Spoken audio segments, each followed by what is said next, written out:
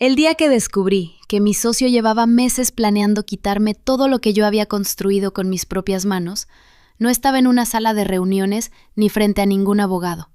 Estaba sentada en mi escritorio, con un café frío al lado, leyendo un correo que nunca debía haber recibido.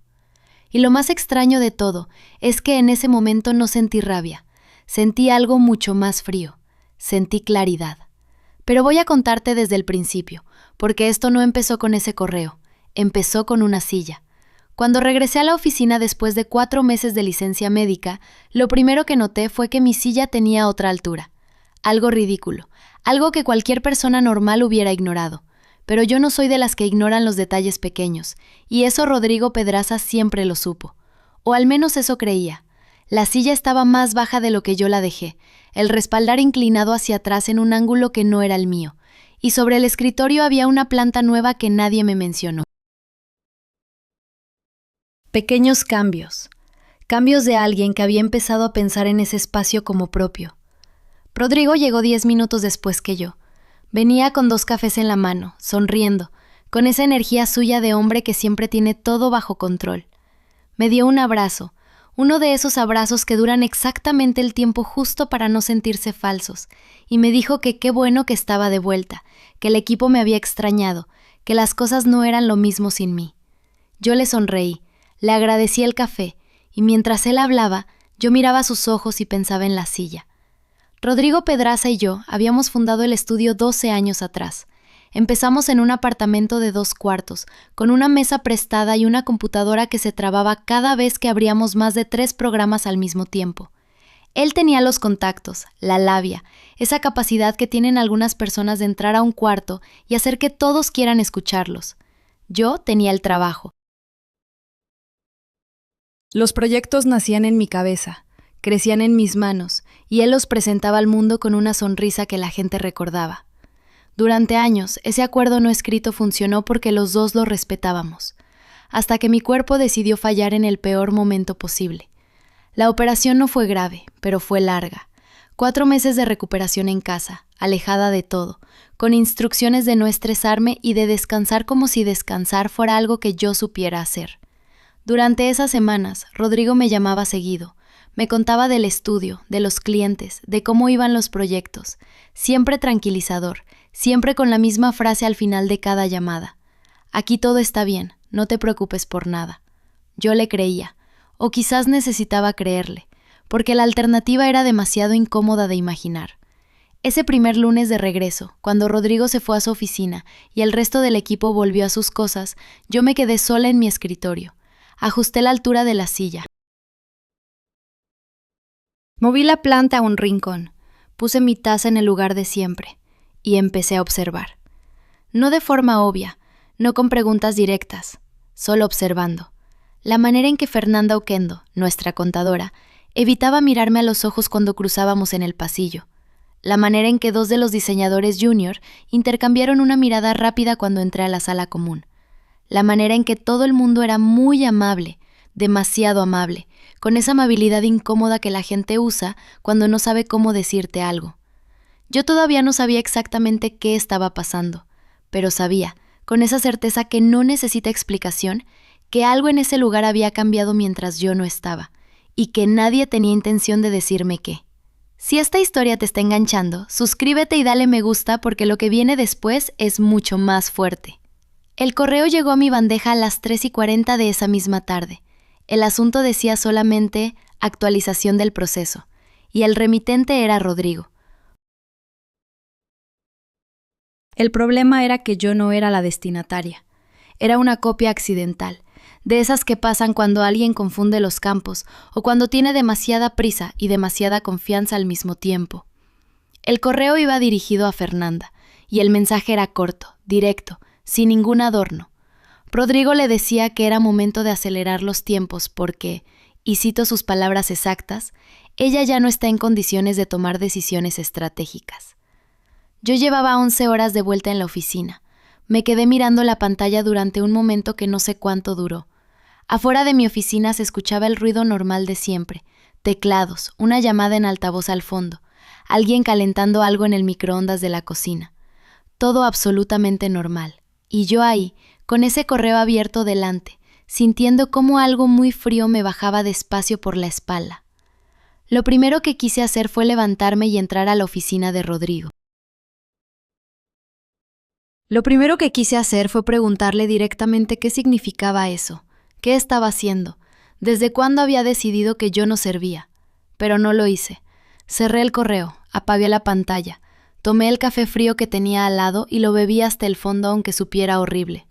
Y mientras lo hacía, pensé en algo que mi madre me dijo una vez cuando era chica y alguien me había tratado mal en el colegio. Me dijo que la persona que grita primero casi siempre es la que pierde, que el que espera y observa casi siempre es el que entiende. Ese día, sentada en mi oficina con 12 años de trabajo a mi alrededor y una traición recién descubierta en la pantalla apagada, decidí que iba a ser la que espera, y que iba a entender absolutamente todo. Rodrigo llevaba semanas diciéndole al equipo que yo había decidido reducir mi participación de forma voluntaria. Eso lo descubrí después, pero esa noche, sentada sola en mi apartamento con el correo todavía grabado en la cabeza, lo que hice fue algo que nunca había hecho en 12 años de carrera. Saqué un cuaderno, uno de esos que compras con buenas intenciones y nunca usas, y empecé a escribir. No un diario, no desahogos, nada de eso. Escribí hechos, fechas, conversaciones, frases exactas, la silla, la planta, el abrazo de medio segundo, la mirada de Fernanda en el pasillo, el correo. Todo en orden, todo con detalle, todo frío y preciso como un informe. Mientras escribía, me acordé de algo que me había pasado mucho antes de fundar el estudio, cuando tenía 23 años y trabajaba en una firma grande donde nadie me tomaba en serio. En esa época, aprendí que las personas que subestiman a alguien casi siempre cometen el mismo error. Se concentran tanto en lo que esa persona no puede hacer que se olvidan de vigilar lo que sí está haciendo. Rodrigo había cometido ese error. Y yo no iba a desperdiciarlo. Al día siguiente llegué a la oficina a la misma hora de siempre, con la misma cara de siempre. Saludé a todos, pregunté por los proyectos, tomé mi café junto a los demás en la cocina como si nada hubiera cambiado. Pero ahora miraba todo de otra manera. Ya no era la socia que volvía de una licencia, era alguien que estaba aprendiendo el terreno antes de moverse. Y el terreno estaba lleno de cosas que antes no había visto porque no había necesitado verlas. Por ejemplo, Rodrigo había reorganizado las reuniones con clientes mientras yo estaba fuera. Antes, esas reuniones las manejábamos juntos. Él presentaba, yo resolvía las preguntas técnicas y al final los dos firmábamos los acuerdos. Ahora, según el calendario compartido de la oficina, todas las reuniones de los últimos 4 meses las había llevado él solo, y los reportes que Fernanda enviaba cada mes ya no llegaban a mi correo. Habían cambiado la lista de destinatarios en algún momento de mi ausencia, y nadie me había dicho nada. Esa semana fui juntando cada detalle como quien recoge piezas de un rompecabezas sin saber todavía qué imagen forman. Lo que sí sabía era que la imagen no iba a ser bonita, y que necesitaba verla completa antes de decir una sola palabra. Lo que Rodrigo no calculó, lo que ninguno de ellos calculó, fue que 4 meses en casa recuperándome no me habían debilitado. Me habían dado algo que yo nunca me tomaba porque siempre estaba corriendo. Tiempo para pensar. Y yo, cuando tengo tiempo para pensar, soy peligrosa. No en el sentido dramático de la palabra. Peligrosa en el sentido de que empiezo a ver conexiones que otros no ven, a hacer preguntas que otros no hacen, a entender estructuras que otros creen invisibles. Ese era mi verdadero trabajo en el estudio. Siempre lo había sido, y Rodrigo lo sabía mejor que nadie, o al menos lo había sabido. Porque ahora, claramente, había decidido olvidarlo. El jueves de esa primera semana de regreso, Rodrigo entró a mi oficina con una tablet en la mano y una sonrisa que yo ya había aprendido a leer de otra manera. Me dijo que quería mostrarme algo, que había estado pensando en cómo facilitar mi reintegración al trabajo, que no quería que me estresara demasiado rápido. Puso la tablet sobre mi escritorio. En la pantalla había un documento con mi nombre en la parte de arriba y el logo del estudio abajo. Lo leí despacio, más despacio de lo que necesitaba, dejando que mis ojos se movieran por las líneas como si me costara seguir el texto. El documento proponía una reestructuración interna. Mi rol pasaba de socia fundadora a directora creativa honoraria, sin voto en decisiones financieras, sin firma en contratos, sin acceso a las cuentas del estudio. Levanté la vista y lo miré. Él sostuvo mi mirada con esa seguridad suya, esa seguridad de alguien que cree que ya tiene todo resuelto. Le pregunté qué significaba exactamente lo de honoraria. Me dijo que era un reconocimiento a mi trayectoria, que me liberaba de la carga operativa, que era algo positivo. Usó la palabra positivo 3 veces en menos de 1 minuto. Asentí despacio. Le dije que necesitaba leerlo con calma. Me dijo que por supuesto, que no había prisa, y salió de mi oficina con la misma sonrisa con la que había entrado. En cuanto cerró la puerta, saqué el cuaderno y anoté cada palabra de ese documento que recordaba. Después, abrí mi computadora y entré al sistema interno del estudio con mis credenciales de siempre, las que nadie había pensado en bloquear todavía, y empecé a buscar. No sabía exactamente qué estaba buscando, pero sabía que cuando uno busca con suficiente cuidado, siempre encuentra algo que no debería estar ahí. Y lo encontré, antes de que terminara el día. Lo que encontré en el sistema esa tarde fue tan claro y tan descarado que tuve que cerrar la computadora, levantarme y caminar hasta la ventana solo para respirar. Rodrigo había creado una carpeta compartida con Fernanda y con 2 personas cuyos nombres yo no reconocí. La carpeta se llamaba Transición Estructural y dentro había versiones editadas de nuestros contratos principales. Versiones donde mi nombre aparecía tachado y reemplazado por el suyo como único representante legal del estudio. No eran borradores, tenían fechas, llevaban semanas trabajando en esto. Me quedé mirando el techo de la oficina durante un momento largo. Afuera empezaba a oscurecer, y las luces de los edificios de enfrente comenzaban a encenderse una por una, como si el mundo siguiera funcionando con total normalidad mientras el mío se reorganizaba sin pedirme permiso. Respiré, cerré la carpeta, volví a mi escritorio y tomé una decisión que cambiaría todo lo que vino después. No iba a confrontar a Rodrigo. Todavía no, porque confrontar a alguien antes de tener todo lo necesario es como tirar una carta antes de ver las del rival. Yo necesitaba más. Necesitaba entender hasta dónde llegaba esto, quiénes eran esas 2 personas desconocidas, qué papel jugaba Fernanda y, sobre todo, qué tan avanzado estaba el plan. Así que esa noche, cuando todos se fueron y la oficina quedó en silencio, me quedé sola con mi computadora y empecé a construir mi propio archivo. Descargué contratos, correos, reportes, actas de reuniones, todo lo que llevaba mi firma, todo lo que demostraba quién había tomado cada decisión en los últimos 12 años. Lo guardé en una carpeta externa, en una cuenta personal que nadie en el estudio conocía, con un nombre tan aburrido que nadie buscaría nunca. Y mientras lo hacía, pensé en Camila. Camila Restrepo llevaba 8 meses con nosotros como pasante.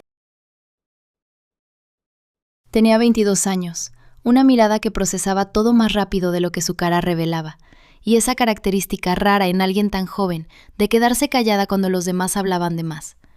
Yo la había notado desde el primer día, no porque fuera brillante, aunque lo era, sino porque era honesta de una manera que la gente mayor aprende a disimular. Cuando algo le parecía mal, se le notaba en los hombros. Se le tensaban apenas, casi nada, pero yo lo veía. Durante esa semana la había observado en las reuniones de equipo.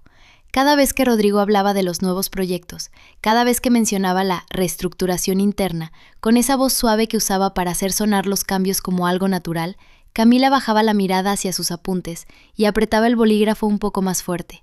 No decía nada, pero su cuerpo decía todo. El viernes al mediodía, cuando el resto del equipo salió a almorzar y Rodrigo estaba en una llamada con la puerta cerrada, Camila se acercó a mi escritorio con una excusa tan torpe que casi me dio ternura. Me preguntó si podía revisarle un archivo, algo técnico, algo que claramente no necesitaba revisión. La miré. Ella sostuvo mi mirada 2 segundos y luego dijo, en voz baja, que quería decirme algo, pero que no sabía si debía. Le dije que dijera. Miró hacia el pasillo, miró hacia la puerta cerrada de Rodrigo y luego me miró a mí. Valentina, él le dijo al equipo que tú ibas a reducir tu participación de forma voluntaria, que era una decisión que tú habías tomado. Hice una pausa. Le pregunté cuándo había dicho eso. Ella tragó saliva. Hace 6 semanas, cuando todavía estabas en licencia. 6 semanas. Yo seguía en casa recuperándome, contestando sus llamadas tranquilizadoras, creyendo que todo estaba bien, y él ya le estaba explicando al equipo mi supuesta decisión de retirarme. Ya estaba construyendo el relato antes de que yo pudiera contradecirlo. Ya estaba instalando en la mente de todos la imagen de una Valentina que elegía dar un paso atrás, para que cuando yo volviera y las cosas se vieran diferentes, nadie cuestionara nada. Era casi perfecto. Casi. Le agradecí a Camila, no con exageración, no con drama, solo con una mirada directa y una frase corta. Le dije que lo que acababa de hacer era importante y que no iba a olvidarlo.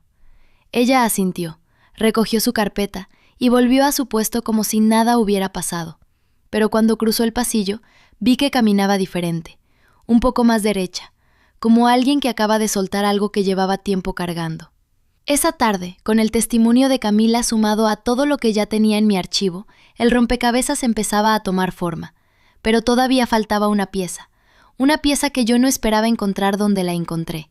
Esa noche, sin poder dormir, abrí mi correo personal desde casa. Entre los mensajes había uno que me llamó la atención de inmediato. No por el asunto, que era genérico y aburrido, sino por el remitente. Era Andrés Villalba, el abogado que había redactado nuestro contrato de sociedad original, 12 años atrás. Un hombre que no me escribía desde la firma de ese documento, y cuyo mensaje, de 3 líneas, decía algo que me dejó completamente inmóvil frente a la pantalla. Decía que alguien había solicitado una consulta sobre los términos legales para disolver una sociedad, que él no había podido responder sin avisarme antes, y que si yo quería hablar, que lo llamara cuando pudiera. Cerré el correo, miré el techo, y entendí que el plan de Rodrigo estaba mucho más avanzado de lo que yo había calculado.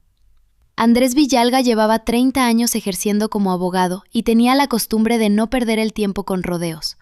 Cuando lo llamé a la mañana siguiente, un sábado, contestó al segundo tono como si estuviera esperando mi llamada. Le dije que había recibido su mensaje. Él dijo que bien, que necesitábamos vernos, que por teléfono no era suficiente.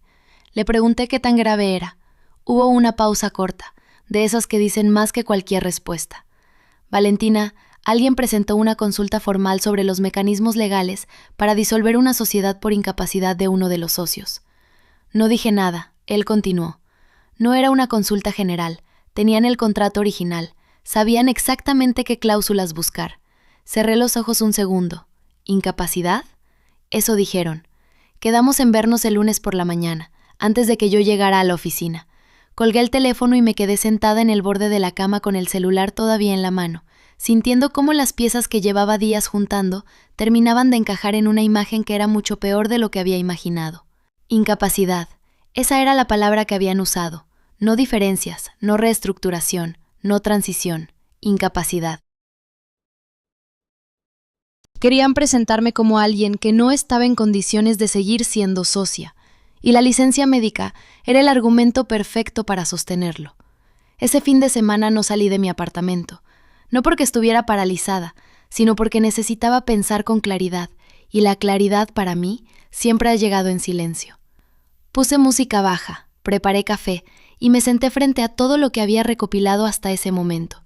El cuaderno con las anotaciones de cada día, la carpeta con los archivos descargados del sistema, el documento de reestructuración que Rodrigo me había puesto sobre el escritorio con esa sonrisa suya, el correo accidental que había llegado a mi bandeja, el testimonio de Camila, y ahora la consulta legal sobre disolución por incapacidad. Cada pieza sola parecía discutible. Junta, era una línea recta que apuntaba en una sola dirección. Rodrigo no estaba improvisando.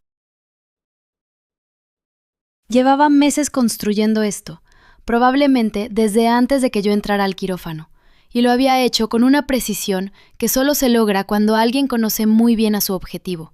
Me conocía, sabía que yo era directa, que prefería los enfrentamientos claros a las intrigas, que si algo me parecía mal, lo decía sin rodeos. Había diseñado todo el plan contando con eso, contando con que yo llegaría, vería los cambios, reaccionaría de forma impulsiva, y él podría usar esa reacción como prueba de inestabilidad. Lo que no había calculado era que 4 meses sola te cambian, que cuando el cuerpo te obliga a detenerte, la mente empieza a trabajar de una manera distinta, más lenta, más profunda, más paciente, y yo había vuelto siendo una versión de mí misma que él no conocía todavía. El lunes llegué temprano a la oficina, saludé a todos con la misma calma de siempre, tomé mi café y a las 9:45 salí con la excusa de una diligencia personal. Caminé 3 cuadras hasta el edificio donde Andrés tenía su oficina. Subí al piso 7 y entré a una sala pequeña con vista a la calle donde él ya estaba esperando con 2 carpetas sobre la mesa. Andrés era un hombre de unos 60 años, pelo blanco, manos grandes, la clase de persona que habla poco y escucha mucho. Me saludó, me señaló la silla del frente y sin preámbulos abrió la primera carpeta. Me explicó que la consulta la había recibido hacía casi 3 semanas. Que quien la hizo no dio su nombre directamente, pero que la solicitud incluía detalles del contrato que solo alguien con acceso al documento original podía conocer. Me mostró una copia de la consulta. La leí despacio. Argumentaban que uno de los socios había atravesado una situación médica que podría comprometer su capacidad de juicio, y querían saber qué procedimiento legal permitía remover a un socio en esas condiciones y transferir su participación al otro. Transferir su participación, no comprarla, no negociarla. Transferirla. Levanté la vista hacia Andrés. Él me miraba con esa expresión tranquila de alguien que ya ha visto demasiadas cosas para escandalizarse, pero que aún así entiende el peso de lo que acaba de poner sobre la mesa. Le pregunté qué me recomendaba. Él entrelazó las manos y dijo algo que se me quedó grabado. Lo que me recomiendas tú a mí, Valentina, es que traigas todo lo que tengas. Porque si esto llega a un proceso formal sin documentación de tu parte, va a ser tu palabra contra la de alguien que lleva semanas construyendo la suya. Abrí mi bolso y saqué una carpeta. La puse sobre la mesa. Andrés la miró. Luego me miró a mí. ¿Cuánto tiempo llevas juntando esto? Le dije que desde el primer día que volví. Él asintió despacio, con algo que en otra persona hubiera llamado alivio. Abrió la carpeta y empezó a leer. Y mientras leía, yo miraba por la ventana los carros y la gente moviéndose en la calle de abajo, pensando que ahí afuera nadie sabía lo que estaba pasando en esa sala, y que eso, por ahora, era exactamente como tenía que ser. Cuando Andrés terminó de revisar los documentos, cerró la carpeta con cuidado y me dijo que necesitábamos movernos rápido, porque Rodrigo ya había dado el primer paso legal, y el tiempo jugaba en su contra si yo no actuaba. Le pregunté cuánto tiempo teníamos. Él miró su reloj. Luego me miró a mí, menos de lo que quisieras, y en ese momento sonó su teléfono. Lo miró, frunció levemente el ceño. Es de mi oficina. Contestó, escuchó, y la expresión que tuvo durante esos 10 segundos fue la primera vez en toda esa reunión que vi algo parecido a la sorpresa en su cara. Colgó despacio y me dijo que acababan de recibir una notificación. Rodrigo había acelerado el proceso. La solicitud formal ya estaba presentada. Rodrigo había presentado la solicitud formal esa misma mañana, mientras yo estaba sentada en la oficina de Andrés leyendo documentos con su nombre. El tiempo que creía tener se había reducido a nada, y la única ventaja que me quedaba era que él todavía no sabía que yo sabía. Andrés me miró con esa calma suya de hombre que ha navegado tormentas peores, y me dijo que teníamos que actuar ese mismo día, no mañana, no en unos días, ese día. Le dije que estaba lista, y lo estaba, porque llevaba una semana preparándome para exactamente este momento, aunque no supiera que llegaría tan pronto. Salí de la oficina de Andrés y caminé de vuelta al estudio con un paso normal, sin prisa, sin que nada en mi cara dijera lo que estaba pasando por dentro.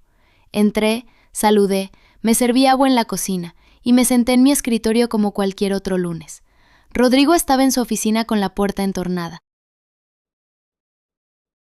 Lo vi a través del vidrio, hablando por teléfono, gesticulando con esa energía suya de hombre que cree que todo va según el plan. Pensé en los 12 años que habíamos construido juntos, en las noches largas diseñando propuestas, en los clientes difíciles que sacamos adelante, en las veces que el estudio estuvo a punto de quebrar y los dos nos quedamos hasta tarde buscando soluciones. Pensé en todo eso y luego aparté el pensamiento porque la nostalgia es un lujo que no me podía permitir ese día. A las 11 de la mañana, Andrés envió una notificación formal al abogado de Rodrigo, informando que yo estaba al tanto del proceso y que presentaríamos respuesta ese mismo día. Yo me enteré por un mensaje de texto corto que me llegó al celular mientras revisaba unos archivos. Lo leí, lo guardé en el bolsillo y seguí trabajando. 10 minutos después, escuché que la puerta de la oficina de Rodrigo se abría de golpe. Él cruzó la sala sin mirar a nadie más y llegó hasta mi escritorio. Se paró al otro lado, con las manos apoyadas sobre la superficie, inclinado hacia mí con esa postura que usaba cuando quería imponer autoridad sin parecer agresivo. Me preguntó qué estaba haciendo. Le dije que trabajando. Me preguntó si sabía de lo que estaba hablando. Le dije que sí. Hubo un silencio de unos 3 segundos, que se sintieron mucho más largos, y en ese silencio vi algo que no le había visto antes. Vi que estaba calculando, ajustando, buscando la forma de reencuadrar la situación, pero esta vez no tenía tiempo para eso. Le dije, en voz baja para que solo él pudiera escucharme, que si quería hablar de esto teníamos que hacerlo con nuestros abogados presentes, y que esa reunión ya estaba programada para el día siguiente. Se enderezó despacio, me miró un momento más, y volvió a su oficina sin decir nada. Esa tarde el ambiente en el estudio fue extraño. Rodrigo no salió de su oficina. Fernanda estuvo más callada de lo normal. Camila me miró un par de veces desde su escritorio con esa expresión de alguien que siente que algo importante está a punto de pasar, pero no sabe exactamente qué. Yo seguí trabajando. Respondí correos, revisé planos, hice una llamada con un cliente. Hice todo lo que haría cualquier día normal, porque ese era exactamente el punto. Yo seguía siendo la misma persona que había sido siempre. Nadie me había quitado nada todavía, y nadie iba a hacerlo. A las 6 de la tarde, cuando el equipo empezó a irse, me quedé sola en mi escritorio un momento más. Apagué la computadora, recogí mi bolso, y antes de salir pasé por la sala de reuniones. Encendí la luz, miré la mesa larga, las sillas alineadas, la pared donde colgaban algunos de nuestros proyectos más importantes enmarcados. Proyectos con mi firma, proyectos que existían porque yo había pasado noches sin dormir resolviéndolos. Los miré durante unos segundos, luego apagué la luz y salí. La reunión del día siguiente fue en la oficina de Andrés, no en el estudio. Terreno neutral, aunque en realidad no había nada de neutral en lo que iba a pasar ahí. Rodrigo llegó con su abogado, un hombre joven de traje gris que tenía esa actitud de alguien acostumbrado a ganar por agotamiento, a presentar tanta documentación y tanta jerga legal que el otro lado termina cediendo por cansancio. Rodrigo entró sin mirarme directamente, se sentó al otro lado de la mesa y cruzó los brazos con esa postura suya de siempre. Andrés abrió la sesión con una frase corta y directa. Dijo que su cliente estaba al tanto de la solicitud presentada, que consideraba que carecía de fundamento y que estaba en condiciones de demostrarlo. El abogado de Rodrigo intentó tomar la palabra para explicar los argumentos sobre capacidad y situación médica, pero Andrés lo dejó hablar exactamente el tiempo suficiente antes de poner sobre la mesa la primera carpeta. Adentro estaban los archivos del sistema que yo había descargado, los contratos con las versiones editadas donde mi nombre había sido reemplazado, las fechas, los nombres de las personas externas que habían participado en la edición de esos documentos. El abogado de Rodrigo miró los papeles, luego miró a Rodrigo. Rodrigo no dijo nada, pero algo en su mandíbula se tensó de una manera que yo reconocí. Era la tensión de alguien que acaba de entender que el terreno que creía firme no lo era. Andrés puso la segunda carpeta, el correo accidental, la consulta sobre disolución por incapacidad, el documento de reestructuración que Rodrigo me había presentado como algo positivo y voluntario, y al final, una declaración escrita y firmada por Camila Restrepo, describiendo exactamente lo que Rodrigo le había dicho al equipo durante mi licencia, que yo había decidido retirarme de forma voluntaria, semanas antes de que yo supiera algo de todo esto. El abogado de Rodrigo pidió un momento para hablar con su cliente. Andrés dijo que por supuesto. Los dos se levantaron y salieron al pasillo. Yo me quedé sentada, con las manos sobre la mesa, mirando los documentos desplegados frente a nosotros. Andrés me miró. Yo le dije que estaba bien. Y era verdad. Afuera se escuchaban voces bajas, el tono subía y bajaba, y yo pensé en algo que parece simple, pero que cuesta muchísimo entender cuando estás en medio de una situación así. Pensé que la persona que arma un plan en las sombras siempre asume que la otra persona está quieta mientras tanto. Siempre asume que el silencio es pasividad, que si alguien no reacciona es porque no sabe, o porque no puede, o porque tiene miedo. Rodrigo me había conocido durante 12 años y aún así había cometido ese error. Había confundido mi calma con fragilidad y esa confusión le había costado todo. Cuando volvieron a entrar, el abogado de Rodrigo habló primero. Dijo que su cliente estaba dispuesto a retirar la solicitud y a revisar los términos de la sociedad de forma amistosa. Usó la palabra amistosa con una seriedad que en otro momento me hubiera parecido casi cómica. Andrés dijo que bien, que eso era un punto de partida y que los términos de esa revisión los presentaríamos nosotros. Rodrigo me miró por primera vez desde que había entrado a la sala. No dijo nada, yo tampoco, no hacía falta. Lo que siguió después fue un proceso de semanas, reuniones, documentos, ajustes. Rodrigo salió del estudio 3 meses más tarde, con su participación liquidada según los términos del contrato original, el mismo que Andrés había redactado 12 años atrás y que resultó protegerme mucho mejor de lo que cualquiera hubiera esperado. Fernanda renunció antes de que terminara ese mes. Camila se quedó y hoy es parte del equipo permanente.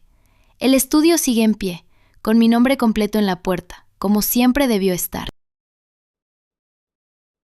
Y lo que me quedó de todo esto no fue rabia, no fue satisfacción fría, no fue nada dramático. Me quedó una certeza, que hay personas que construyen planes elaborados contando con que tú vas a reaccionar de cierta manera, y que la forma más poderosa de desarmar esos planes no es gritar más fuerte ni moverse más rápido, es entender que quien te subestima ya cometió el error más grande. Tú solo tienes que darle el espacio suficiente para que ese error crezca hasta que ya no lo pueda esconder. No tienes que ser el más ruidoso en la sala para ser el más fuerte. A veces solo tienes que ser el que sabe esperar. Y ahora te pregunto algo, y quiero que respondas con honestidad en los comentarios. Si descubrieras hoy que alguien cercano a ti, alguien en quien confías, lleva meses construyendo un plan a tus espaldas para quitarte algo que tú construiste, ¿confrontarías de inmediato o esperarías a tener todo en la mano antes de moverte? No hay respuesta correcta. Pero sí hay una que dice mucho de cómo eres. Si esta historia te llegó, dale like y suscríbete porque aquí contamos historias reales que no se olvidan fácil.